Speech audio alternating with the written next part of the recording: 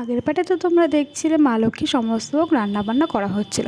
সমস্ত ভোগ রান্নাবান্না করার পরে সুন্দর করে শাড়ি পরে রেডি চলে গেছিলাম কলা বউ বরণ করে ঘরে তোলার জন্য।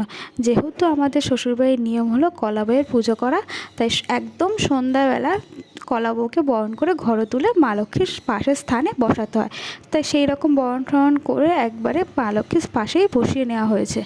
কলা বউকে মা লক্ষ্মীর পাশে বসিয়ে পুজোর সমস্ত সামগ্রী গুছিয়ে নিয়েছিলাম।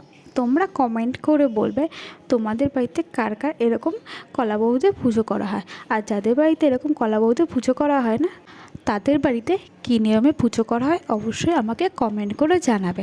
পুজোর সমস্ত সামগ্রী গুছানোর পরপরই ঠাকুরমশাই চলে এসেছিলো। ঠাকুরমশাই চলে আসার পরে উনি ওনার পুজো শুরু করে দিয়েছিল। পুজোর শেষে সবাই মিলে একসাথে অঞ্জলি দিয়ে নিয়েছিলাম। এই অঞ্জলি দিতে চলো কিছু ভালোবাসা মানুষের কমেন্ট পড়া যাক। ফার্স্ট কমেন্ট করেছে Bengali spice, thank you so much comment করার জন্য।